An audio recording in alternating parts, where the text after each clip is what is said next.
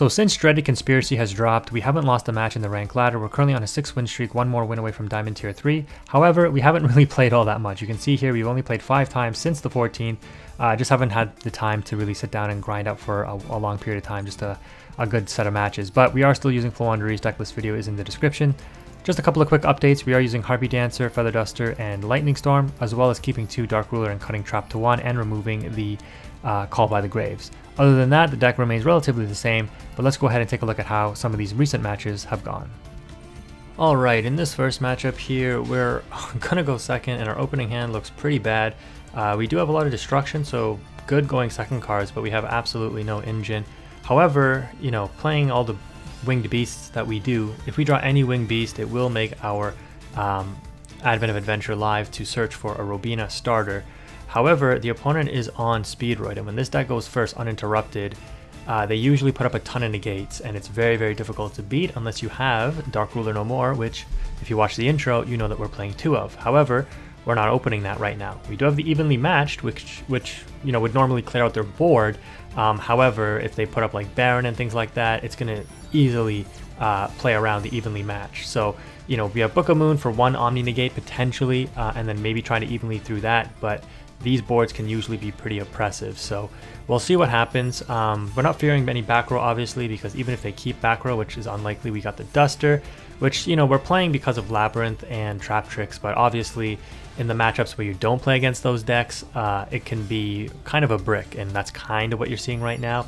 Nonetheless, though, this opponent is opting for go for double Crystal Wing Synchro Dragon, which is quite interesting here. They have 1 back row and 2 cards in hand. We do draw the Harpy Dancer, so the opponent didn't end up putting up any Omni Negates, and as a result, we are able to evenly match them, and we're going to be able to play by using Advent to banish the Harpy Dancer. A little unfortunate that we're not going to be able to use it, but of course the opponent also has the hand trap in the Ash Blossom. We're not afraid of the 1 monster negate on field because we do have Book of Moon in hand, but yeah, it doesn't work out too well for us. We end up just setting Book of Moon and passing, hoping to draw into something else that will allow us to play because we do have 2 Advent. The opponent starts off with the Turbo here and synchros into the High Speedroid Clear Wing Rider, which is crazy. Let's take a second to read this card because you don't often see it. So once per turn during the main phase, you can roll a 6-sided die and shuffle wind monsters from your graveyard into your deck up to the result. Then you can destroy cards your opponent controls up to the number shuffled. So he's just going to pop my back row. That's totally fine. But we're not even going to let him do that because, you know, this is no quick effects here, right? Or the quick effect is down here, but we'll read that in a second. So if we book this right now, they're not even going to get a chance to put cards back into their deck from their graveyard. So let's see here. During your opponent's main phase, you have this quick effect. So again, not a quick effect that they can use during their turn. That's totally fine. Tribute this Synchro Summon card and special summon up to 2 level 7 Wind Synchro monsters with different names from your extra deck, which is absolutely busted. So during my turn, they just bring out probably 2 negates. So if we Book of Moon this card right now, it shuts it off entirely, and there's nothing they can do, and they're on 1 card. Book of Moon, you know, coming in clutch, which is super awesome. However, we only have 1 turn because next turn that's going to get flipped back face up and it's going to do work against us. So we do top deck a Prosperity, so we kind of sack the opponent there, drawing the 1 of. And if you watch any of my videos around the decks that I was building for the monster type event, and I was like throwing Pot of Prosperity in every deck, you can see why, right? Like it literally, it's like drawing 6. It's like, here's 6 cards, choose which one you want. We choose whichever one works for us.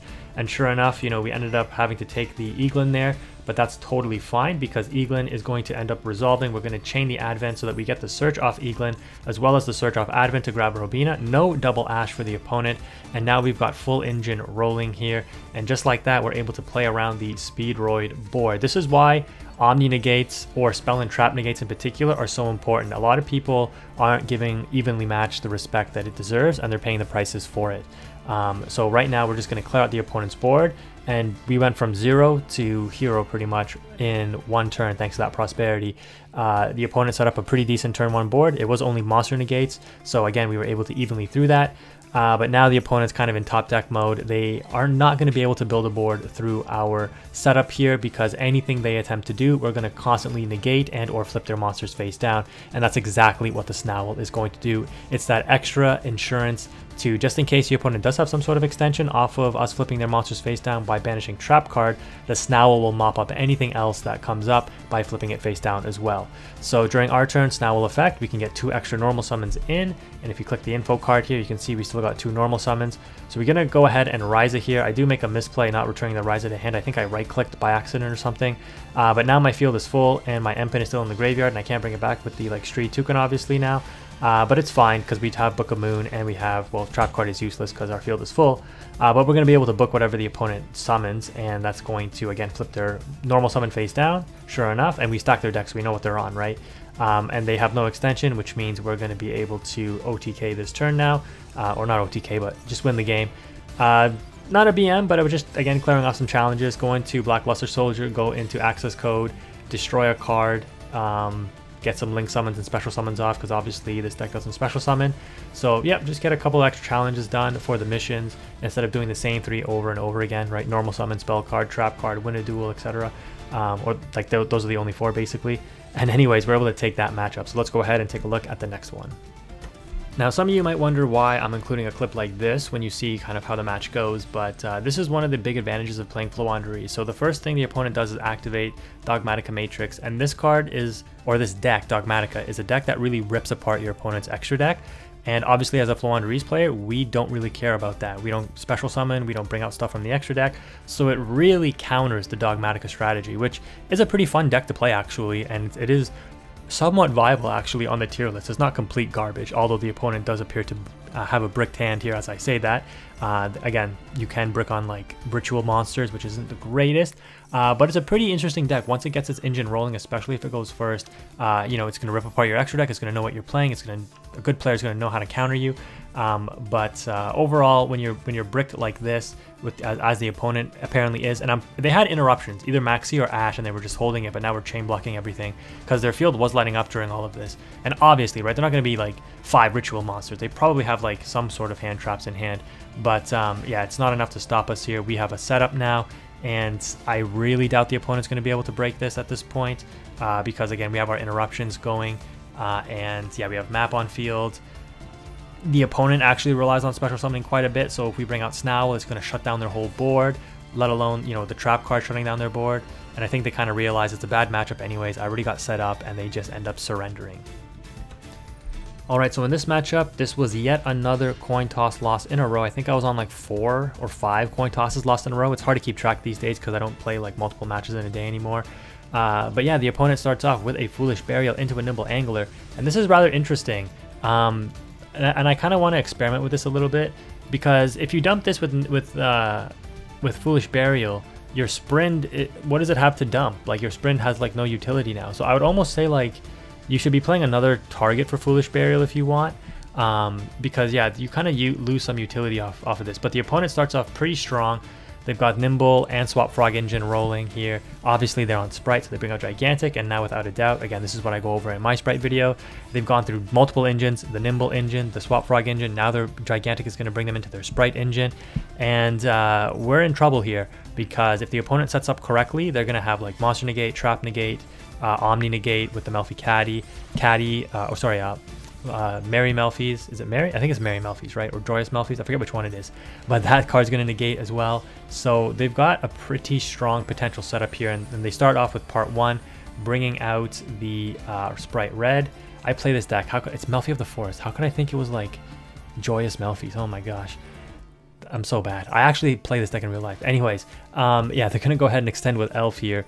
Get Ronin Totem. Like, they've got all the extensions. But their setup is a little weird. They're not going to go for Masquerena here. They actually go for Sprint, which is understandable. I'm not saying this is I guess I will say this is the wrong play, because Masquerena is way stronger. However, Sprint during the opponent's turn has the ability to bounce a special summoned monster by detaching a material, which this Melfi of the Forest, its final material is useless. So you're getting a lot of utility out of this combination right here, which is basically what the TCG has to use.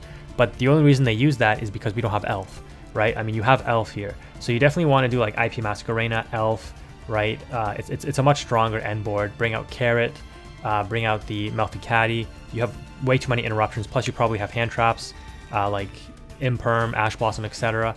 But the opponent ends on this, and again, if you watch the first match that I posted in this video, no spell and trap negate. People aren't respecting evenly matched.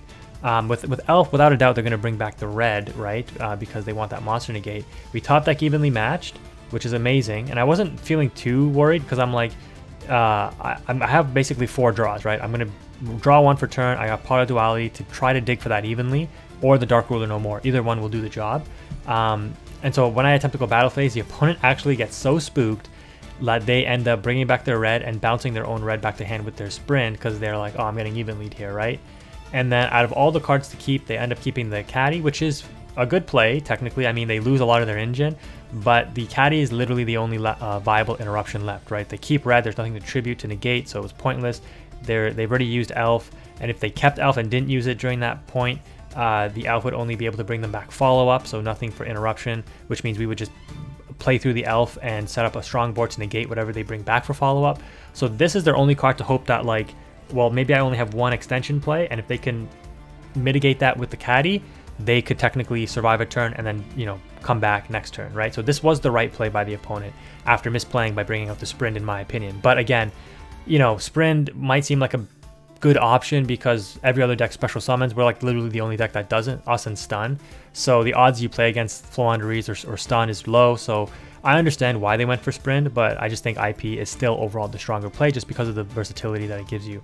So yep, the Pot of Duality gives us double toucan and an evenly, so obviously we take a toucan here. We book the Caddy to turn it off, and now we're able to go full combo, and then the opponent kind of realizes, yep, he's going to set up, they're going to get full advantage, and they've outed my board, and that's a GG, so they just surrender.